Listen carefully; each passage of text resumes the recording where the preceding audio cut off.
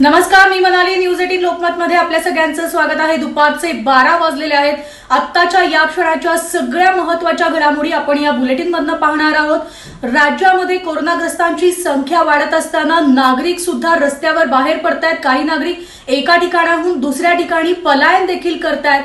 नाशिकमध्ये सुद्धा काही जण ट्रक आणि कंटेनर मधून प्रवास करत होते आणि त्यांना पोलिसांनी पकडलेलं आहे. पोलिसांनी त्या गाड्यांवर कारवाई केलेली आहे. मात्र उत्तर प्रदेशामधले हे नागरिक असल्याचं कळलं होतं. 4 ट्रक आणि एका कंटेनर मधून या नागरिकांनी नाशिकमधून पलायन केलेलं होतं. दरम्यान पोलिसांना ही माहिती कळताच पोलिसांनी कडक कारवाई त्यांच्यावर केलेली आहे आणि पुन्हा त्यांना परतावून लावलेलं आहे.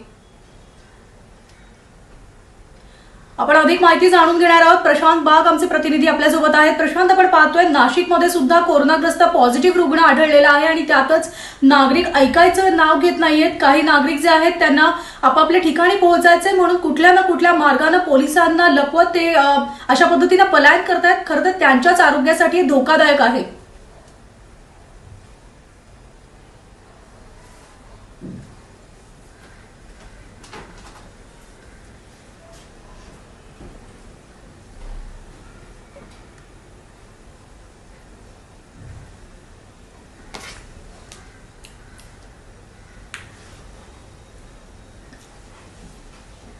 तर आपण ही दृश्य पाहतोय. नाशिकातली दृश्य आहेत. राजस्थान, मध्य प्रदेश आणि उत्तर प्रदेश येथील जे मजूर आहेत ते नाशिक येथून निघालेले होते आणि पलायन करत असताना पोलिसांनी त्यांना पकडलेलं आहे. पोलिसांनी त्यांच्यावर कारवाई केलेली आहे. तर नाशिकमध्ये 4 ट्रक आणि एक कंटेनर पोलिसांनी पकडलेलं आहे. राजस्थान मधले आणि मध्य प्रदेश, उत्तर प्रदेशातले हे मजदूर होते. हे ट्रक आणि कंटेनर मधनं ते निघालेले होते. मात्र पोलिसांना ही माहिती मिळताच पोलिसांनी त्यांच्यावर कारवाई केलेली आहे.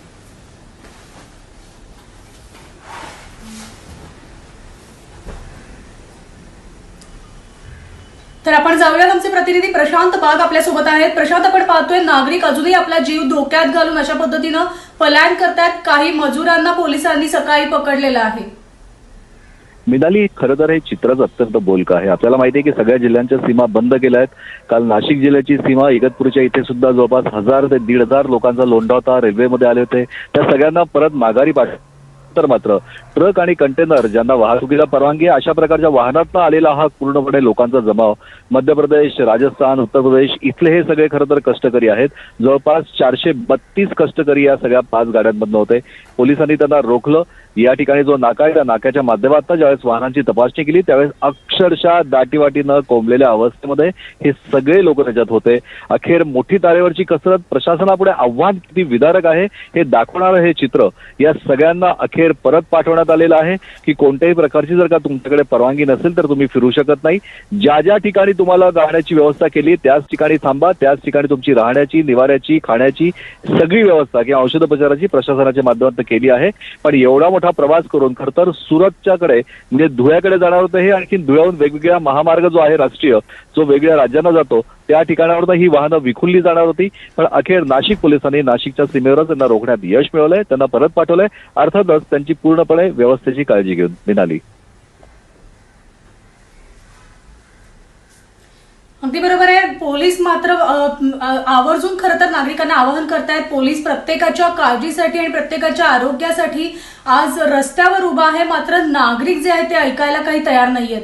प्रशांत, धन्यवाद संपूर्ण माहितीबद्दल. आणि सोलापुरात सुद्धा आपल्याला एक भयानक परिस्थिती पाहायला मिळाली आहे. सोलापुरामध्ये रथोत्सवादरम्यान पोलिसांनी हटकलेले असताना तिथल्या नागरिकांना जमावानं गर्दी केलेली होती आणि त्यांनी पोलिसांवरच दगडफेक केलेली आहे.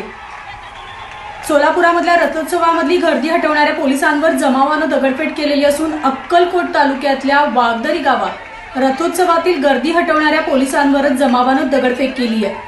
दरवर्षी वागदरीचे ग्रामदैवत श्री परमेश्वर यात्रेनिमित्त गावात रथोत्सव काढण्यात येतो. मात्र यंदाच्या वर्षी कोरोनामुळे सगळ्या यात्रा जत्रांवर बंदी घातलेली असताना देखील वागदरी गावातील लोकांनी लॉकडाऊनचा आदेश मोडत जमाव जमवत पोलिसांशी हुज्जत घातली आणि दगडफेक केली आहे. या घटनेमध्ये पोलीस निरीक्षक कलप्पा पुजारी यांच्यासह 6 कर्मचारी जखमी देखील झालेले आहेत. खरं तर कोरोनावर नियंत्रण मिळवण्यासाठी संपूर्ण देश लढा देतोय असं वर्तन करणाऱ्या वागदरी ग्रामस्थांनी विकृतपणाचं दर्शन घडवल्यानं संपूर्ण जिल्ह्यातून याबाबत निषेध व्यक्त केला जातोय. आपण अधिक माहिती जाणून घेणार आहोत। आमचे प्रतिनिधी सागर सुरवसे आपल्या सोबत आहेत। सागर, काय अधिक माहिती आहे या सगळ्या जखमी कर्मचाऱ्यांची, पोलिसांची प्रकृती कशी आहे आणि तिथला जो जमाव आहे तो पोलिसांना हटवण्यात यश आलंय का? निश्चितच म्हणाली, या ठिकाणी वागदरी गावामध्ये, अक्कलकोट तालुक्यातल्या वागदरी गावामध्ये ही रथोत्सव यात्रा होती। सालाबाद प्रमाणे यात्रा होत असते। मात्र एकीकडे देश कोरोनाशी झटत असताना दुसरीकडे मात्र गावकरी या ठिकाणी त्यांच्या चुकीचं जे वर्तन आहे ते या ठिकाणी दाखवताना दिसत आहेत। खरं तर जे पंच कमिटी आहे गावातली, त्यांच्याबरोबर पोलिसांचं बोलणं झालं होतं। त्यांनी शब्दही दिला होता की या ठिकाणी आम्ही कुठल्याही पद्धतीची यात्रा करणार नाही।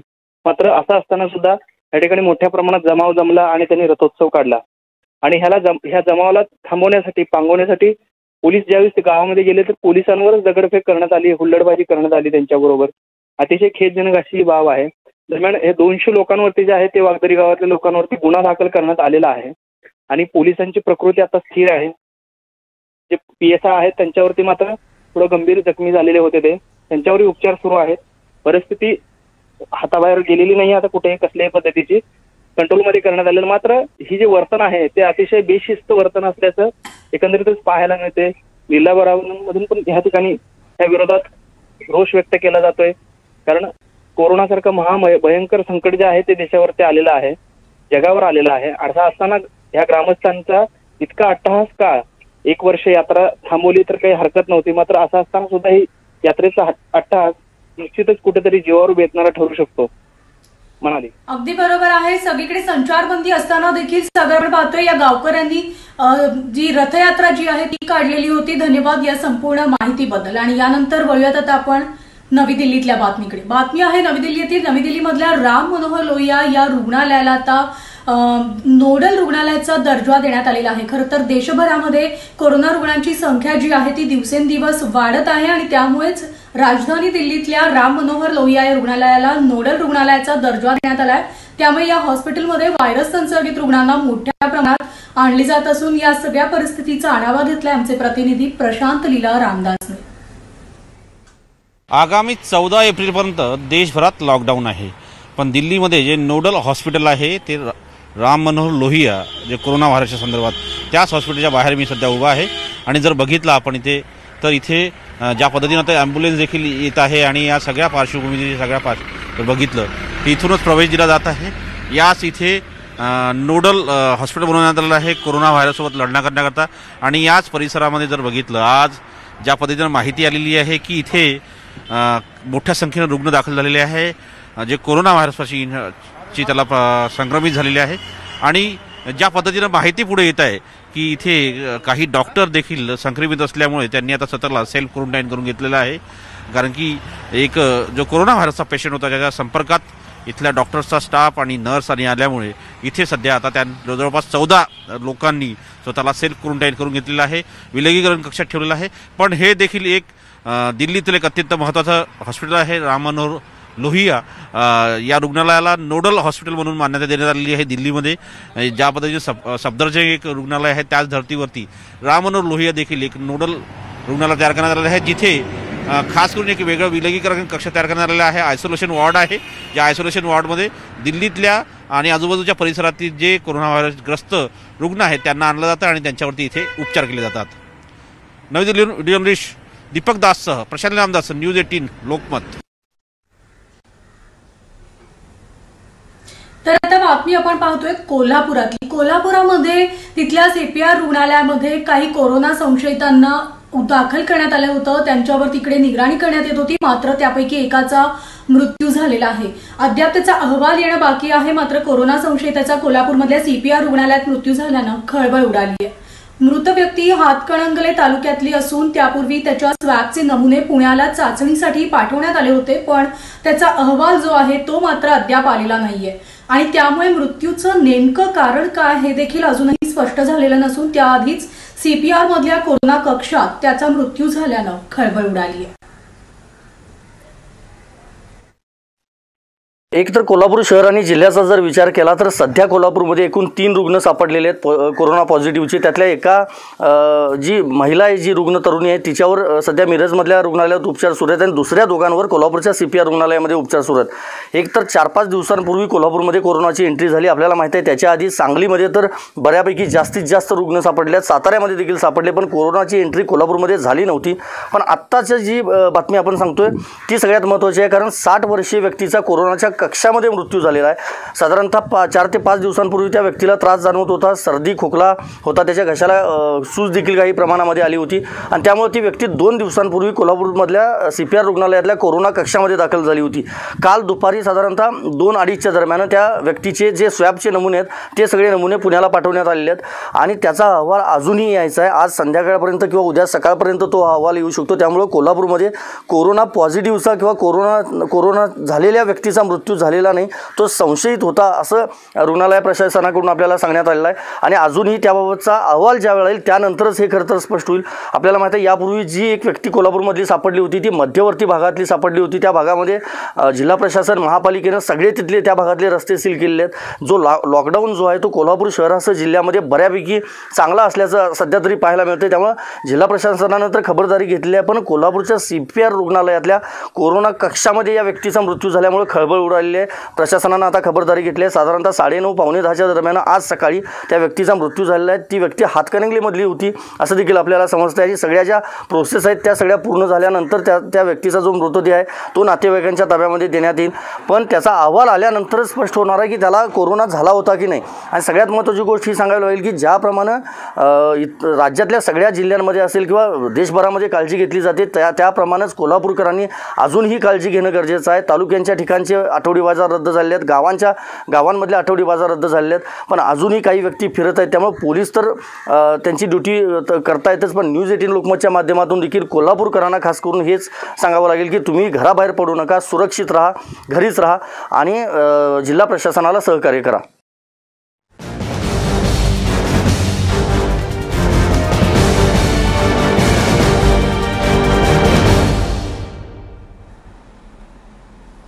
ब्रेकनंतर पुन्हा एकदा आपल्या सगळ्यांचं स्वागत आणि आपण पाहतोय देशभरामध्ये 21 दिवसांचं लॉकडाऊन करण्यात आलेलं आहे आणि त्या परिस्थितीमध्ये नवी दिल्ली येथली मेट्रो सेवा जी आहे ती देखील बंद करण्यात आलेली होती। मेट्रो सेवेमध्ये अनेक खरं तर प्रवासी जे आहेत ते प्रवास करत असतात, मात्र या ठिकाणी लॉकडाऊन नंतर ती सेवा सुद्धा ठप्प केलेली होती। तर आपण जर बातमी पाहिली तर राजीव चौक परिसरामध्ये मोठ्या संख्येनं तिथं नवी दिल्ली येथे पोलीस देखील तैनात करण्यात आलेले आहेत आणि सर्वसामान्य नागरिकांना सुद्धा तिथं फिरण्यास मज्जाव करण्यात येतो आणि मेट्रो सेवा बंद केलेली आहे। तिथलं संपूर्ण परिस्थितीचा आढावा घेतलाय आमचे प्रतिनिधी प्रशांत लीला रामदासने।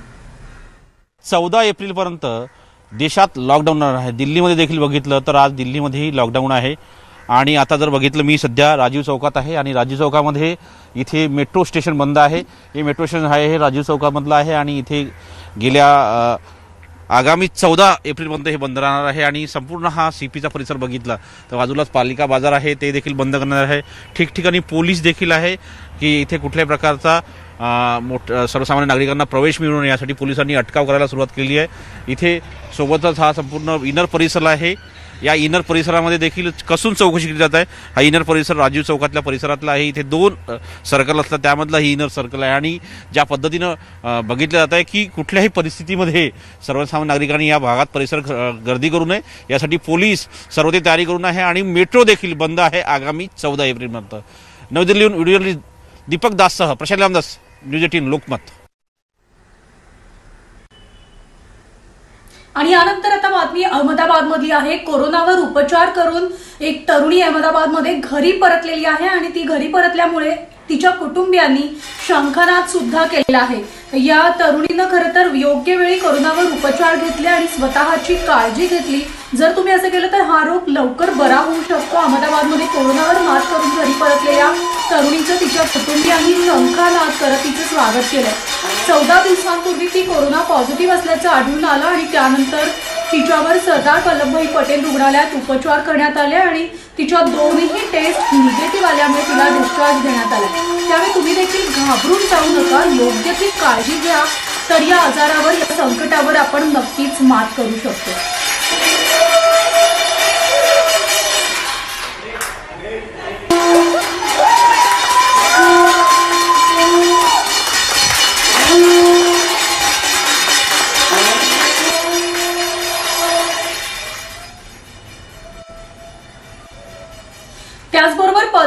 सन्मानित आप्पासाहेब धर्माधिकारी यांनी देखील कोरोना या व्हायरसवर, या विषाणूवर मात करण्यासाठी सगळ्या नागरिकांना व्हिडिओद्वारे आवाहन केले. पाहूयात ते काय म्हणतात.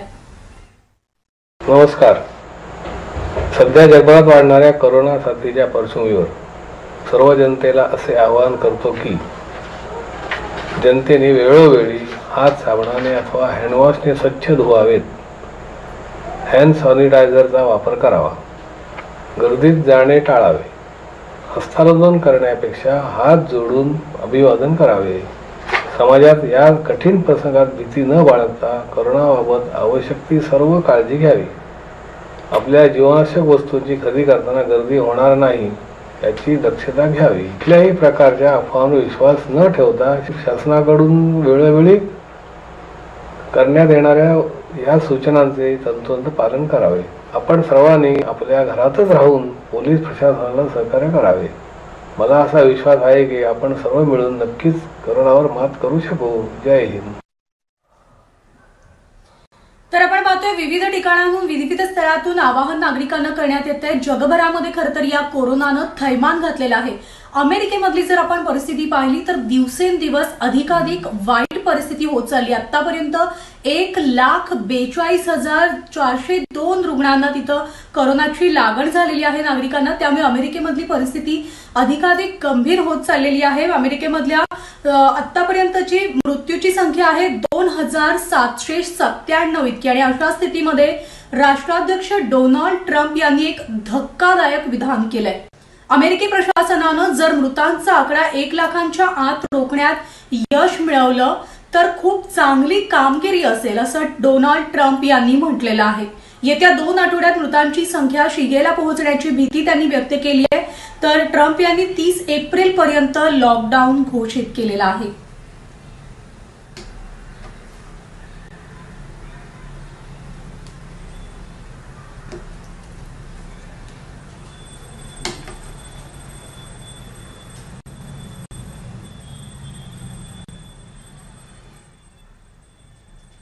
तर आपण पाहिलं जगभरामध्ये जसं कोरोनाने थैमान घातलेलं आहे, कोरोनाग्रस्तांची संख्या वाढतीये. राज्यात सुद्धा तीच परिस्थिती आहे. आणि कोरोनामधनं आपल्याला जर वाचायचं असेल, आपलं आरोग्य आपल्याला निरोगी ठेवायचं असेल तर घरी राहणं हा एकमेव पर्याय आहे. मुंबईमधल्या दहिसर टोल नाक्यावर आज सकाळी वाहनांची प्रचंड वर्दळ पाहायला मिळाली. तिथल्या पोलिसांशी काही नागरिक हुज्जत सुद्धा घालत होते, त्यांच्याशी बाचाबाची करत होते. तिथल्या संपूर्ण परिस्थितीचा आढावा घेतला आमची प्रतिनिधी स्वाती लोखंडेनं.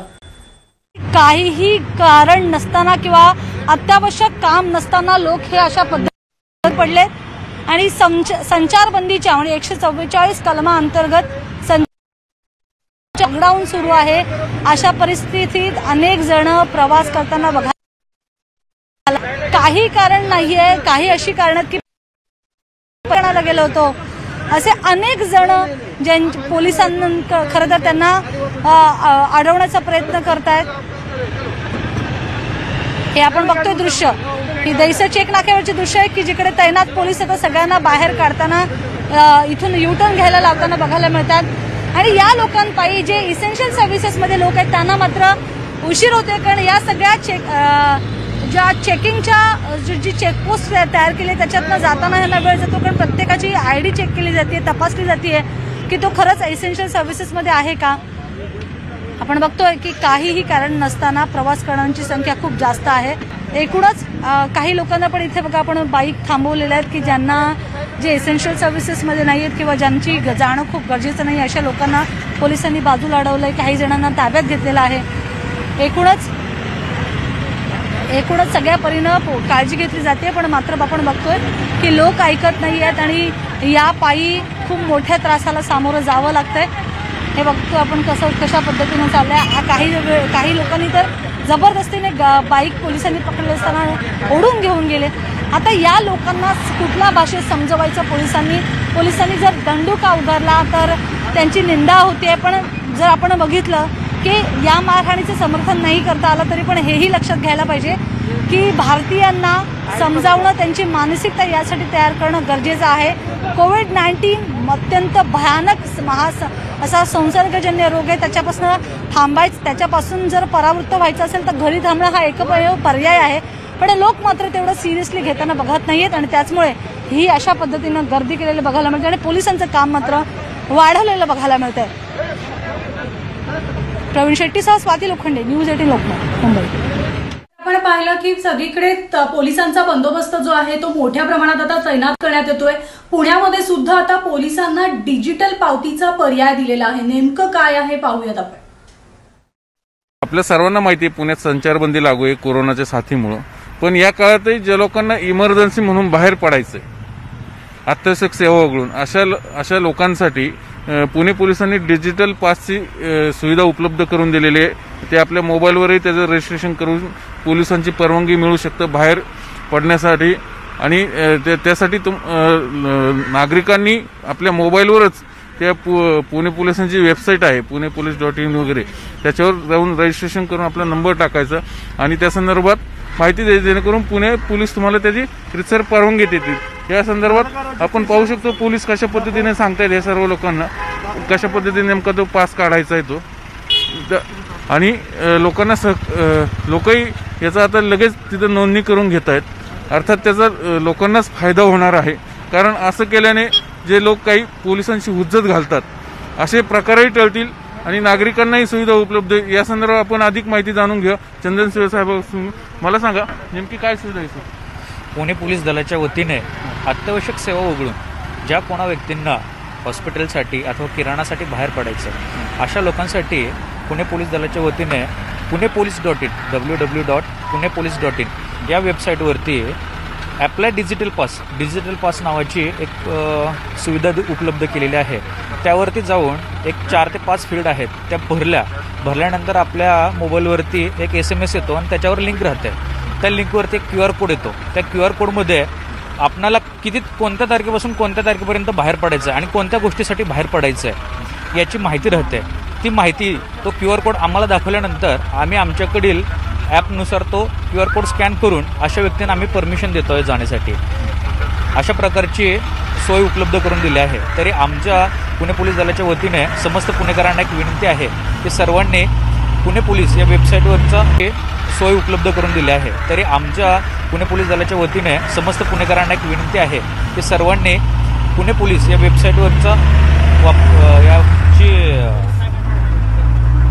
वापर करावा आणि तो QR कोड स्कॅन करून पोलिसांशी हुज्जत न घालता आपले योग्य ते कार्य करावं.